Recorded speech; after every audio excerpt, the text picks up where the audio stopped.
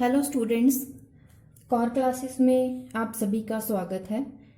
आज हम जो लेक्चर वीडियो करने जा रहे हैं, जो टॉपिक हम पढ़ने जा रहे हैं, सबसे पहले उसका कोर्स कोड जान लें। कोर्स कोड है आज का BPHCT 131। इसका हम यूनिट 1 यूनिट 2 कंप्लीट कर चुके हैं। आप प्लेलिस्ट में जाके चेक कर सकते हैं, जिसमें यूनिट 1 एंड 2 ऑलरेडी कंप्लीट किया हुआ है। जो यूनिट 3 है हमने उसे स्टार्ट किया हुआ है और आज हम उसी यूनिट में कुछ टॉपिक्स आगे लेते हुए आज नेक्स्ट एक नया टॉपिक स्टार्ट कर रहे हैं। टॉपिक मतलब कि एक मेथड है, method of separable of variables. अब वेरिएबल्स जो किसी भी फंक्शन में गिवन वेरिएबल्स होंगे, उनको सॉल्व करने के लिए उस पे एक मेथड अप्लाई किया जाएगा, सेपरेशन मेथड। उन वेरिएबल्स को सेपरेट करके सॉल्व किया जाएगा। ऐसे मेथड्स को बोलते हैं method of separable variable, method of separation of variable.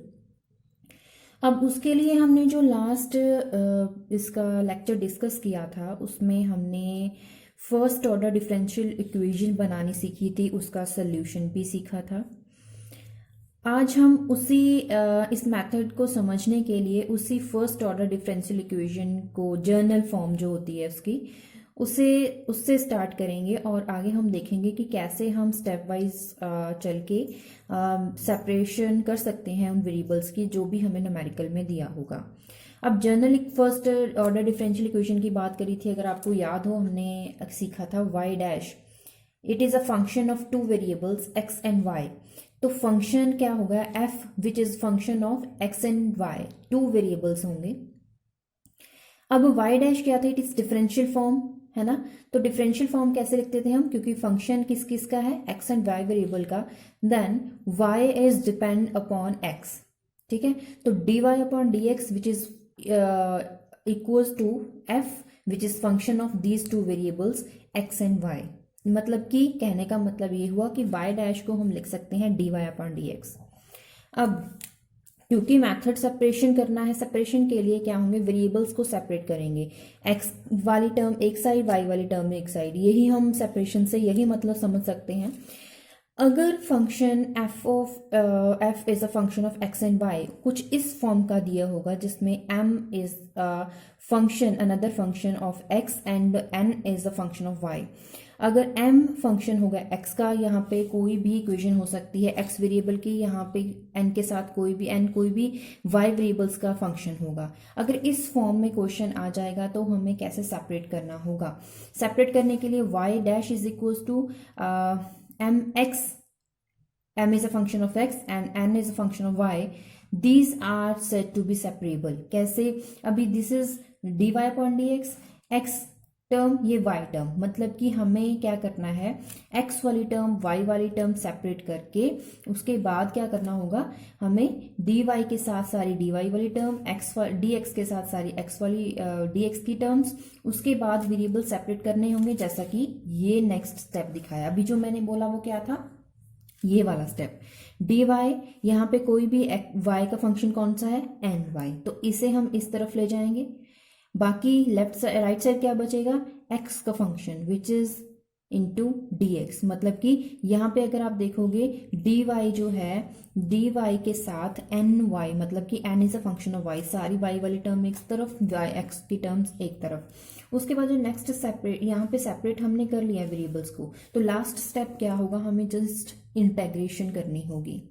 अब इंटीग्रेशन कैसे, mx dx की integration minus dy upon n is a function of y, इसका integration is equals to c1। This is any constant. जब हम integration करते हैं तो कोई कांस्टेंट लेफ्ट करता है, तो दैट इज इमेजिन कि वो c1 है। तो ये सारी जो आप, ये डेरिवेशन है छोटी सी, एक्चुअली ये आपको सेपरेशन करने के लिए स्टेप्स बताए गए हैं। अब इसे आप, जो स्टूडेंट्स अभी भी जिनको लगता है कि हमें कुछ चीज़ें समझ नहीं आई, अगर वो अभी आगे जो मैं एग्जांपल्स करवाने जा रही हूँ उसमें आप इजीली समझ जाओगे। सबसे पहले हम स्टार्ट करेंगे फर्स्ट एग्जांपल के साथ। तो आपको ये मेथड ऑफ सेपरेशन वेरिएबल जो भी है वो आपको इजीली समझ आ जाएगा। अब हमें पूछा गया है solve the first order differential equation. अब क्या है y plus 1 into y dash plus x is equal to 0। एक हमें एक इक्वेशन दी गई है और हमें 2 पॉइंट्स, अगर x 0 है तो उस टाइम y की वैल्यू कितनी है 2। इसे सॉल्व करें, उसके बाद ये कंडीशन अप्लाई करें और इसे सॉल्व कर दें। तो सबसे पहले हम क्या लिखेंगे, यहाँ पे स्टार्ट करेंगे गिवन इक्वेशन के साथ y plus 1 into y dash plus x is equal to 0। तो y डैश क्या है dy अपॉन डी एक्स, तो हम यहाँ पे क्या लिखेंगे y plus 1 into d y upon d x plus x is equal to 0। अब हमें क्या करना है, वेरिएबल्स को सेपरेट करना है इस तरह से, जैसे कि यहाँ पे इसके बाद इस स्टेप में किया गया, ये स्टेप अभी हमें करना है। अभी ये स्टेप, ये क्या है हमारे पास m, यहाँ पे n is a function of y, this is m which is function of x। लेकिन अभी तक हमने वेरिएबल्स को सेपरेट नहीं किया है। कैसे करेंगे, सबसे पहले क्या करेंगे, y plus 1 d y upon d x as it is, इस x टर्म को एक तरफ ले जाएंगे, ये क्या हो जाएगी माइनस एक्स।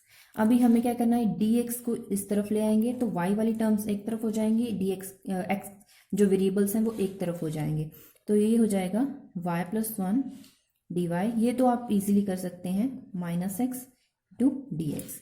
अभी हम यहाँ तक पहुँच चुके हैं। देखिए d y is a function of an y and यहाँ पे m is a function of x into d x.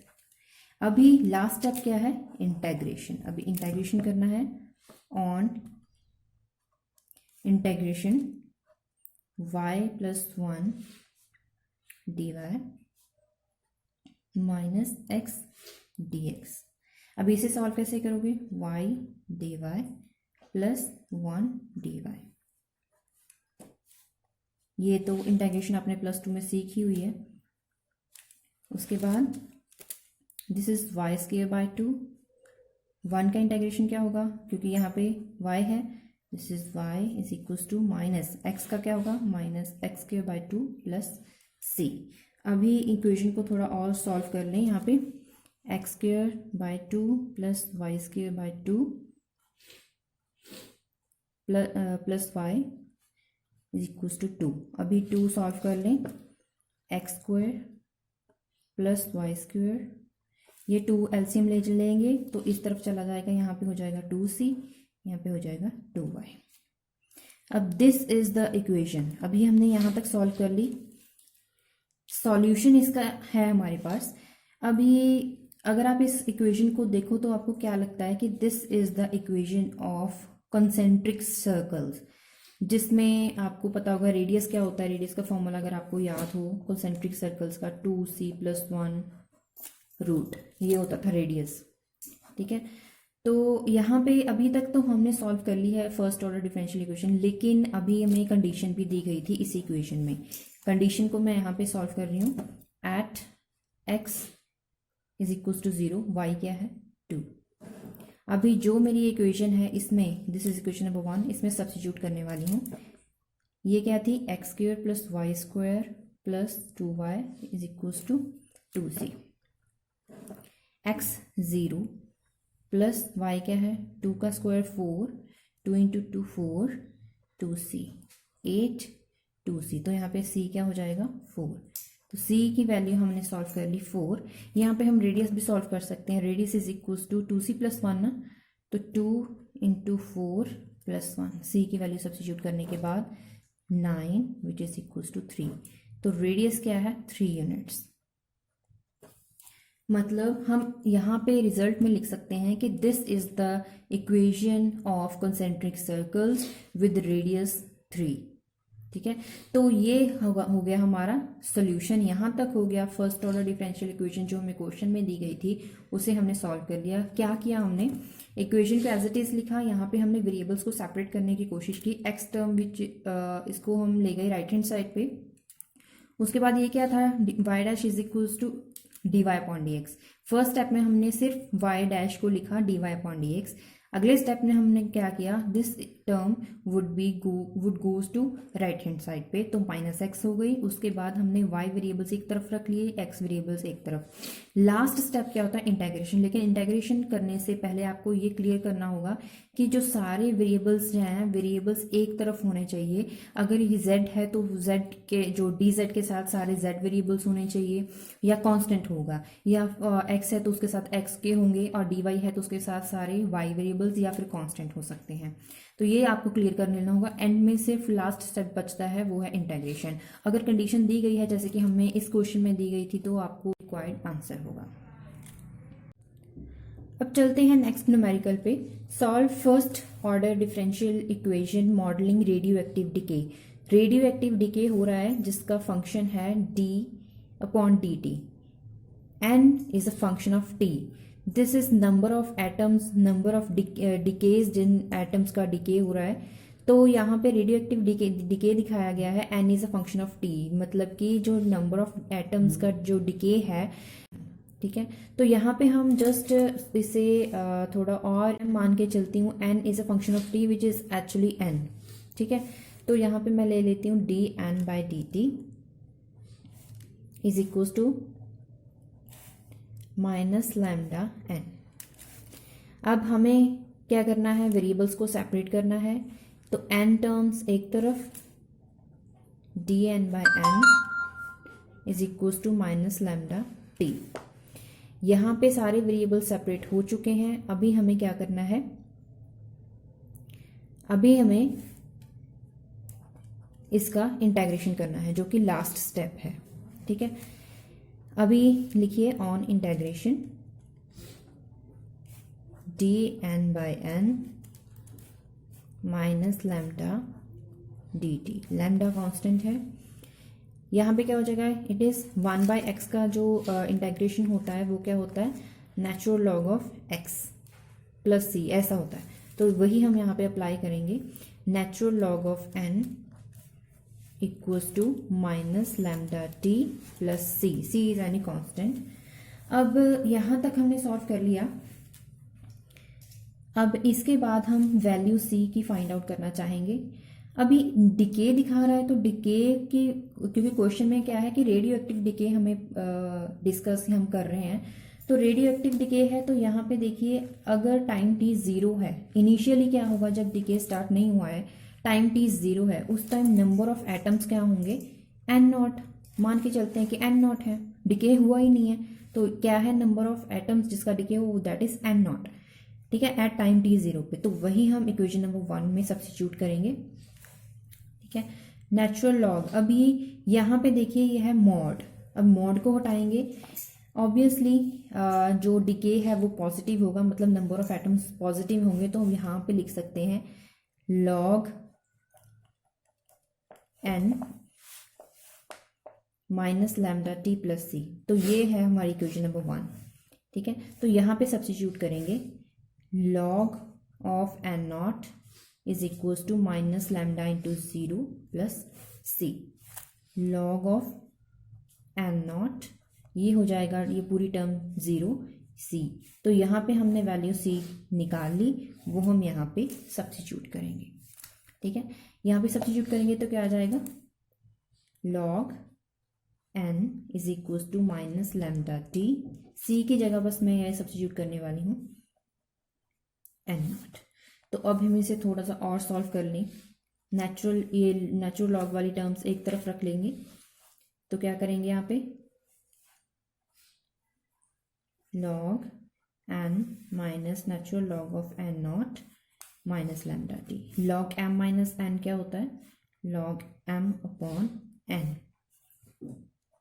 log इस तरफ जाएगा तो क्या हो जाएगा, एक्सपोनेंशियल टर्म निकलेगी, n/n0 एक्सपोनेंशियल फंक्शन -λt।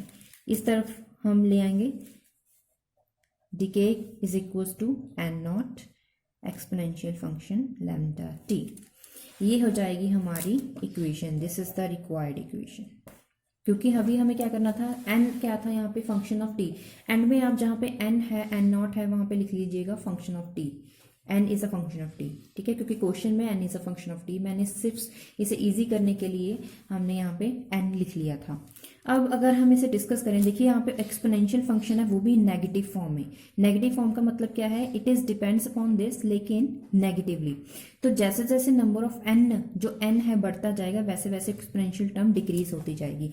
तो ग्राफ जो है वो एक्स साइड क्या होगा, एक्स एक्सिस पे नंबर ऑफ n, यहाँ पे क्या हो जाएगा एक्सपोनेंशियल टर्म। तो जैसे जैसे नंबर बढ़ता, सॉरी t, जैसे जैसे टाइम बढ़ता जाएगा वैसे वैसे ये जो एक्सपोनेंशियल टर्म है वो डिक्रीज करता जाएगा। ग्राफ कुछ इस फॉर्म का होगा, डिक्रीज्ड फॉर्म में होगा। और ये था रिक्वायर्ड सोल्यूशन। क्या था, सबसे पहले हमें सिंपल एक इक्वेशन दी गई थी और उसे हमें सॉल्व करना था। हमने क्या करा, वेरिएबल्स को सेपरेट करा, फिर इंटीग्रेशन करा। इंटीग्रेशन करने के बाद ये कांस्टेंट को सॉल्व करना था, क्योंकि डीके की बात करिए तो टाइम t 0 पे हमने मान के चला कि जो n है इट इज़ n नॉट। तो यहाँ पे हमने सिर्फ इसे सॉल्व करा, ये इस कंडीशन पे हमने अप्लाई करा, क्योंकि यहाँ पे मॉड था उसे हटाया हमने। उसके बाद हमने c वैल्यू सब्स्टिट्यूट कर दी इस इक्वेशन में। थोड़ा और सिंप्लीफिकेशन करने के बाद, क्योंकि नेचुरल टर्म्स थी और नेचुरल लॉग था, उन सभी वैल्यूज़ को हमने एक तरफ रखा। तो हमने n की वैल्यू सॉल्व करनी थी एक्चुअली। तो n के लिए हमने ये सारी चीज़ करी। एंड में हमें क्या निकला कि हमें ये पता चला कि जो टाइम है डिपेंड करता है, n is depends upon this, और नेगेटिव टर्म है, एक्सपोनेंशियल टर्म नेगेटिव है, तो ये कुछ ऐसा डिक्रीज फॉर्म में ग्राफ बनेगा।